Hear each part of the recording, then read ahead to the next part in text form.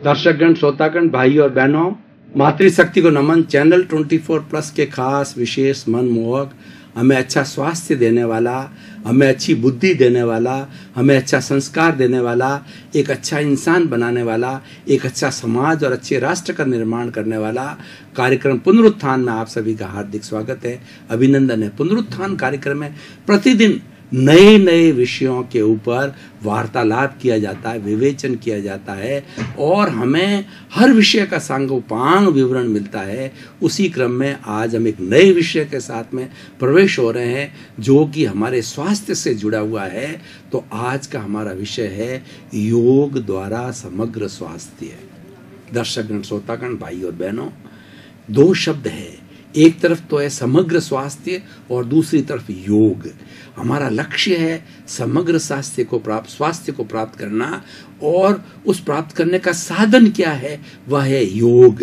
तो पहले हम दोनों को अलग अलग से समझेंगे और फिर दोनों को एक दूसरे से जोड़ करके होलिस्टिक बनाएंगे। हम सॉल्यूशन करेंगे और कंक्लूजन पर आएंगे कि किस तरीके से दोनों मिलकर के एक परफेक्ट रूप से, होलिस्टिक रूप से व्यक्ति का व्यक्तित्व विकास करता है। तो सबसे पहले समग्र स्वास्थ्य की बात करूंगा कि समग्र स्वास्थ्य किसे कहा जाता है। वर्ल्ड हेल्थ ऑर्गेनाइजेशन ने अभी होलिस्टिक हेल्थ की परिभाषा दी है कि जो 5 तरह के स्वास्थ्यधारी है। कौन कौन सा? सबसे पहले शारीरिक स्वास्थ्य, फिजिकल हेल्थ, दूसरा मानसिक स्वास्थ्य, मेंटल हेल्थ, और तीसरा है कि भावनात्मक स्वास्थ्य, इमोशनल हेल्थ, और चौथा जो है आध्यात्मिक स्वास्थ्य, स्पिरिचुअल हेल्थ, और पांचवा है सामाजिक स्वास्थ्य, सोशल हेल्थ। जिसके पास में ये पांचों ही तरह के स्वास्थ्य है वह व्यक्ति होलिस्टिक हेल्थ वाला कहलाता है, वो समग्र स्वास्थ्य वाला कहलाता है और वह स्वस्थ व्यक्ति कहलाता है। अगर स्वास्थ्य की परिभाषा करें, संधि विच्छेद करें, तो स प्लस अवस्थ यानी स्वयं में अवस्थित होना। स्वयं क्या? हम स्वयं शुद्ध आत्मा हैं हमारी, और ये जो शरीर है ये शुद्ध आत्मा पर अशुद्धि आने के कारण हर जीव को, हर प्राणी को ये शरीर प्राप्त होता है। शरीर कर्मों के वजह से होता है, जिसको कर्म रज कहा जा सकता है, जिसको पेशेंस कहा जा सकता है, राग द्वेष कहते हैं, कषाय कहते हैं। उसी कारण से ये शरीर मिला है, और उसको अगर प्योर सोल है, प्योर कॉन्शियसनेस, उसके ऊपर से शुद्धि को एकदम वाश कर दिया जाए तो ये आत्मा अरूपी है। ये कभी भी जन्म मरण के चक्कर से निकल करके 84 लाख जीवा योनि से और वो मोक्ष में चली जाएगी। मोक्ष में प्योर आत्माएं रहती है, वो अरूपी होती है, वो अजर है, अमर है, अविनाशी है, जिसका कोई रंग नहीं, गंध नहीं, वर्ण नहीं, स्पर्श नहीं, जलती नहीं, मरती नहीं, कटती नहीं, किसी को रोकती नहीं, किससे रुकती नहीं, आनंदमय। उसका लक्षण क्या है कि वो आनंदमय, सच्चिदानंद, सत्य प्लस चित्त प्लस आनंद। सत्य का अर्थ होता अविनाशी, जिसका कभी नाश नहीं होता। चित्त का अर्थ होता है ज्ञान और दर्शनधारी, और जिसकी प्रॉपर्टी है, जिसका लक्षण है, वह है आनंद। हर व्यक्ति आनंद प्राप्त करना चाहता है, और व्यक्ति आनंद या मेंटल पीस कहें, और उसका हर एक का लक्ष्य ही होता है। शॉर्ट के अंदर वही मोक्ष की परिभाषा है। तो मैं बात कर रहा था समग्र स्वास्थ्य की। फिजिकल हेल्थ किसे कहा जाता है? जो व्यक्ति शारीरिक रूप से स्वस्थ है। हमारे शरीर के अंदर जितने भी सेल्स हैं, टिश्यूज हैं, ऑर्गन्स हैं, सिस्टम हैं, ये व्यवस्थित रूप से संचालित होते हैं। इसको एक होमोस्टेटिक कंडीशन कहा जाता है। सभी अपना अपना, हर कोशिका अपना अपना कार्य करती रहे, एक दूसरे को सपोर्ट करे, और सब मिलकर के शारीरिक स्वास्थ्य बनाते हैं। और मेंटल हेल्थ किसको कहा जाता है? कि हमारे मेंटल के अंदर हमारे विचार आते रहते हैं मस्तिष्क के अंदर, तो विचारों की उथल पुथल ना हो, विचारों का तौता, हमारे नेगेटिव थॉट्स नहीं आए, विचारों का तौता चलता ही नहीं रहे, पॉजिटिव थॉट बनते रहे, हर वक्त में परोपकार की बात बनती रहे, अच्छे अच्छे काम करने की बात बनती रहे, अच्छे अच्छे ग्रहण करने की बात बनती रहे, सब व्यक्ति एकदम मेंटल पीस के अंदर रहे, वह हमारी मानसिक स्वास्थ्य कहा जाता है। और तीसरा इमोशनल हेल्थ होता है। इमोशंस क्या है?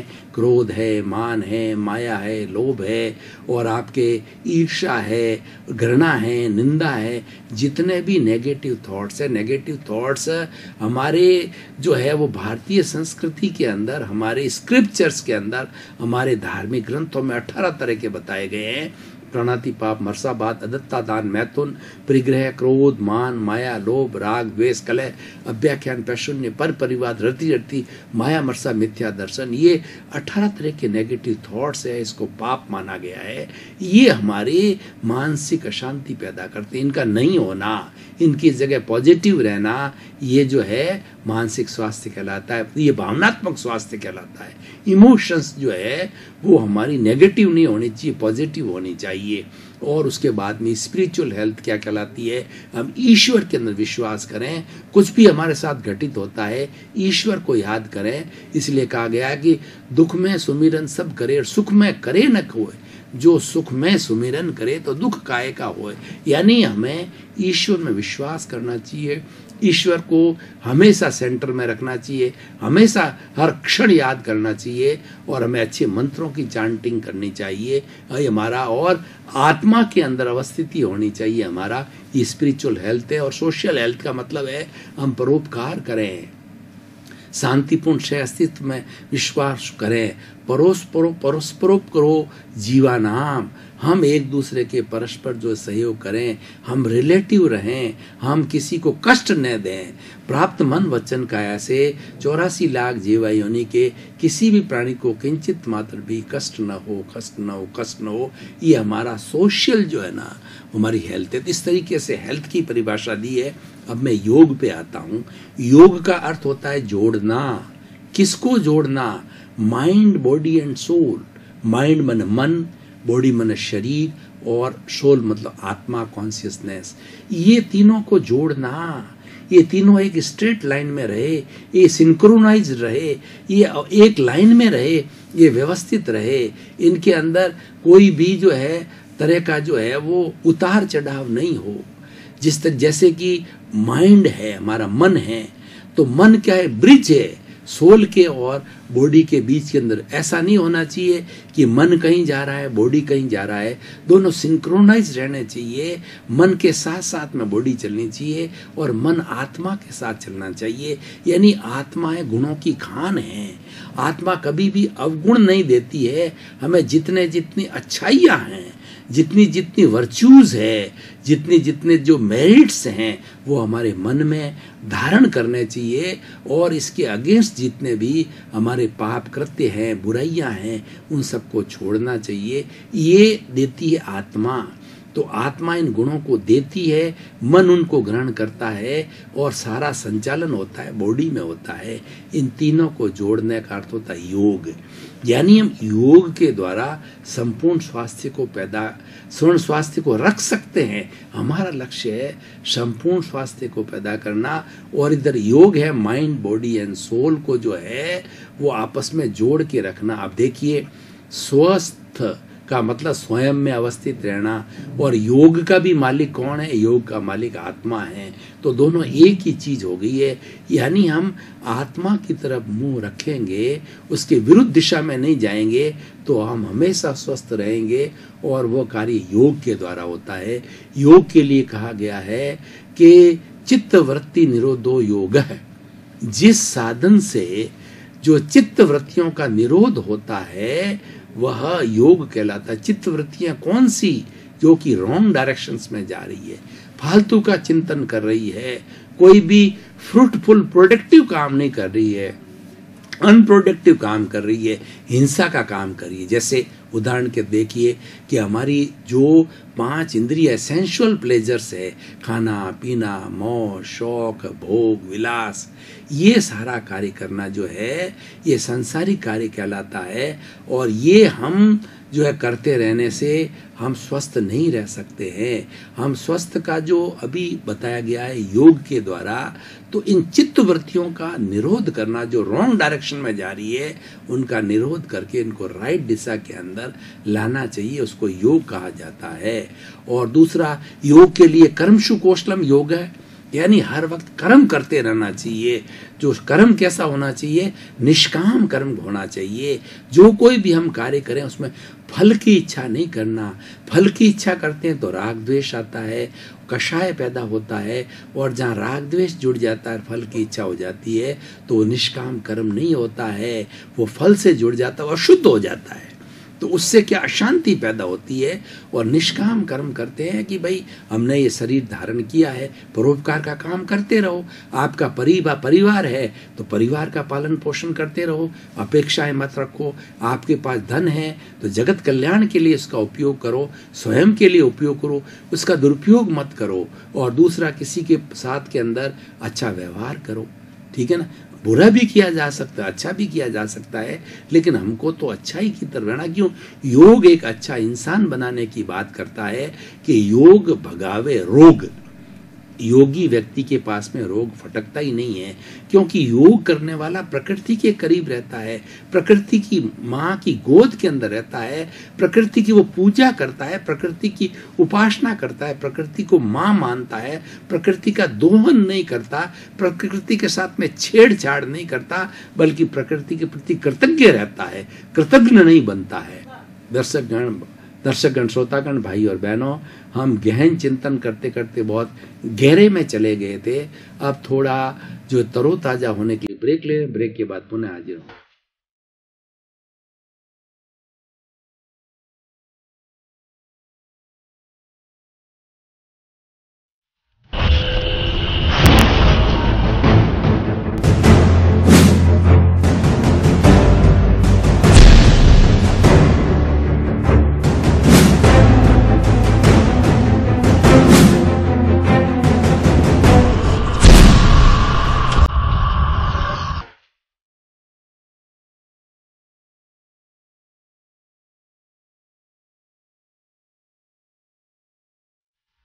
हमने थोड़े समय का ब्रेक लिया और ब्रेक से हम तरोताजगी महसूस कर रहे हैं, मानसिक स्तर पर, शारीरिक स्तर पर। और हमारा जो निर्धारित आज का विषय है उसके ऊपर पुनः हम विवेचना प्रारंभ। उदाहरण के तौर पर मैं आपको बताऊं कि पृथ्वी जो है, हमारी जो सृष्टि है, ये पंचभूतात्मक है।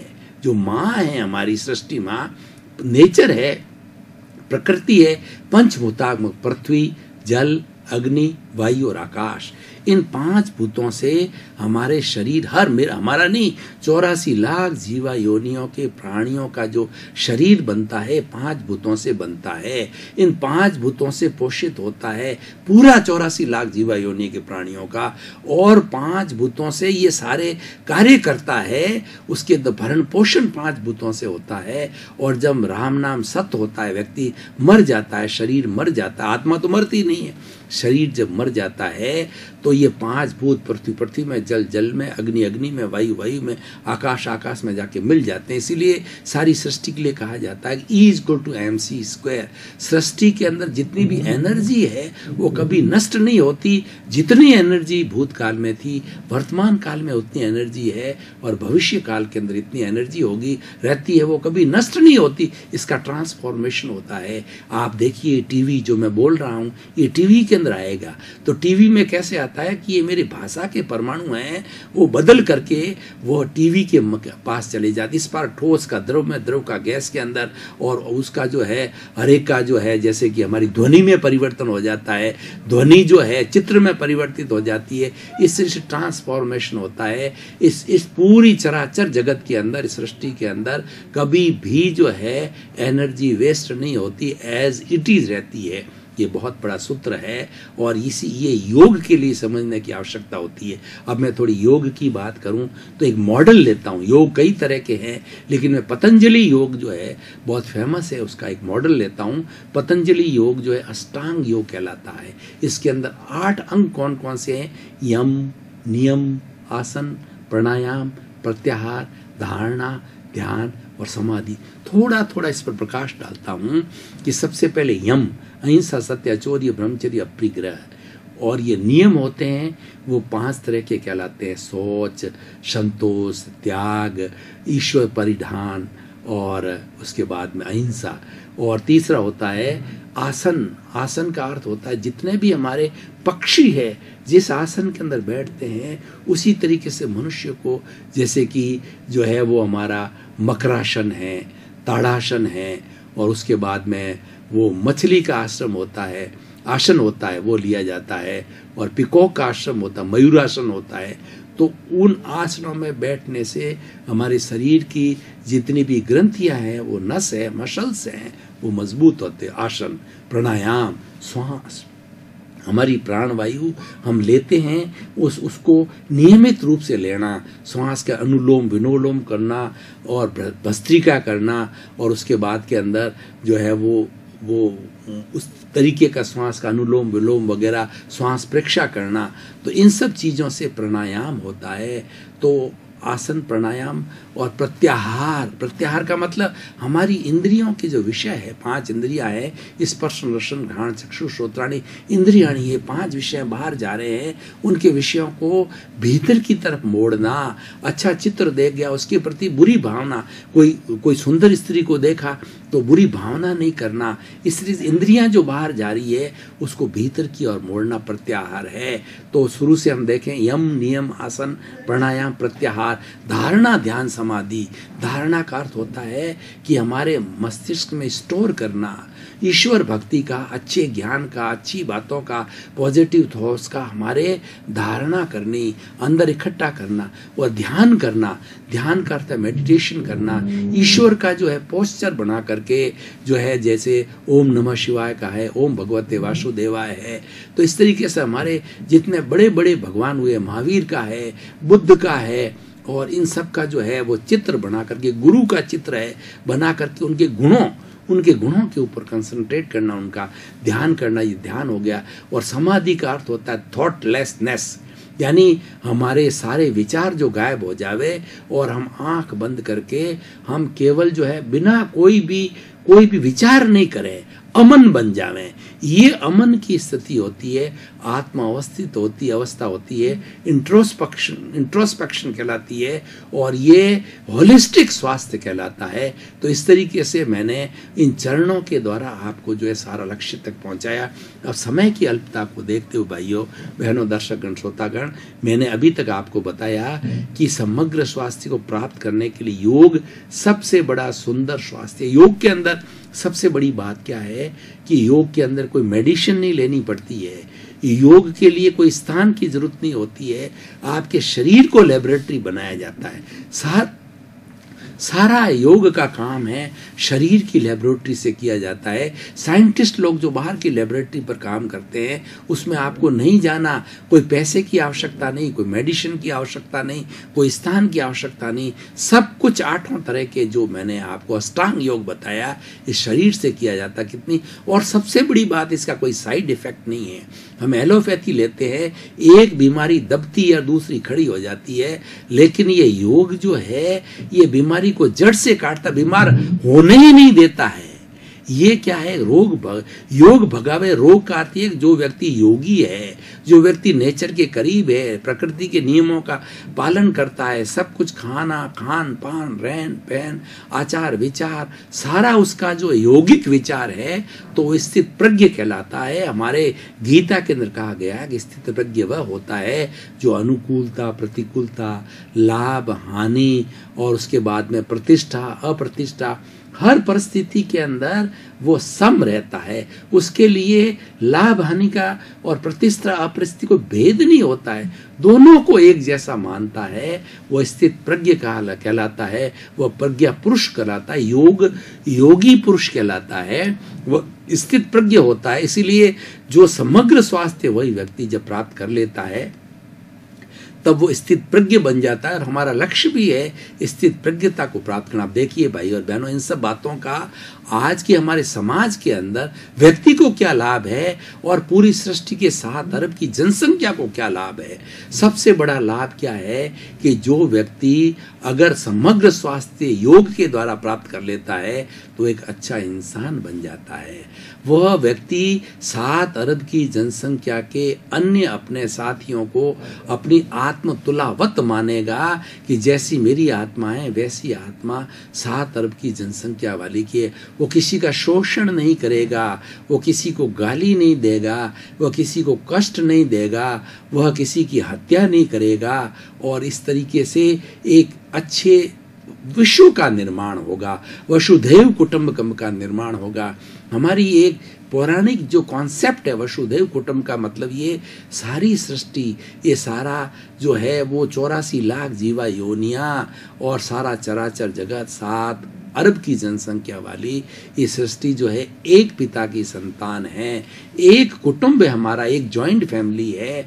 और वो हमारी पुरानी ऐसी जो चिंतन था वो आज के विज्ञान ने भी ग्लोबलाइजेशन, प्राइवेटाइजेशन और लिबरलाइजेशन में, ग्लोबलाइजेशन में इसको प्रूव कर दिया है कि यहाँ बैठे बैठे पूरे विश्व का मैं अवलोकन कर सकता हूँ इंटरनेट के माध्यम से, टीवी के माध्यम से, मोबाइल के माध्यम से कि विश्व के अंदर क्या चल रहा है, विश्व लोग कैसे रहते हैं, उनकी क्या भाषा है, उनका क्या भोजन है, उनका क्या रहन सहन है। तो हम एक दूसरे से जुड़ जाते हैं, हम जो है वो डाइवर्सिटी अमॉन्ग द यूनिटी बन जाते हैं। जो हमारा भारत देश का एक सूत्र है कि भारत डाइवर्सिटी अमॉन्ग यूनिवर्सिटी के अंदर, अमॉन्ग यूनिटी के अंदर विश्वास करता है और वैसा ही देश है क्योंकि इस देश के अंदर अनेक तरह की भाषाएं, अनेक तरह का भोजन, अनेक तरह का धर्म, अनेक तरह के चिंतन, अनेक तरह के मंथन, कितनी कितनी कितनी डाइवर्सिटी है। दर्शकगण, श्रोतागण, भाई और बहनों, आपके प्रति बहुत बहुत कृतज्ञ, आपका धन्यवाद, साधुवाद। आप प्रतिदिन चैनल 24 को पॉपुलर कर रहे हो। आप चैनल 24 के पुनरुत्थान कार्यक्रम की आत्मा हो और जिसकी आत्मा सक्रिय होती है तो निश्चित रूप से वो इंसान सक्रिय होता है। तो आपकी और ये होता क्यों है? क्योंकि हमारा पुनरुत्थान कार्यक्रम उद्देश्य होता है जगत कल्याण, सर्वे भवन्तु सुखिनः, सर्वे भवन्तु निरामया। उसी क्रम में आपके प्रति मंगल भावना, शुभकामना, आपका जीवन आनंद से भर जाए, सुख से भर जाए और खूब आप परोपकार करें, जनता की सेवा करें, जगत की सेवा करें। आपके प्रति मंगल भावना, शुभ।